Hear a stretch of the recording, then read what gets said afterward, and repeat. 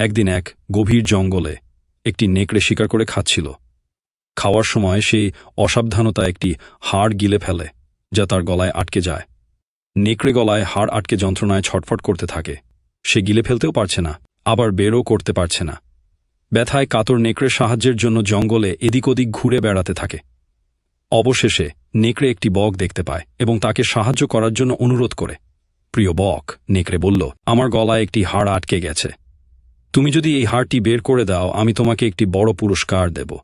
এরকম আরও নিত্য নতুন ভিডিও পেতে ইউটিউবে হলে সাবস্ক্রাইব, ফেসবুকে হলে ফলো এবং লাইক দিয়ে আমাদের সাথেই থাকুন।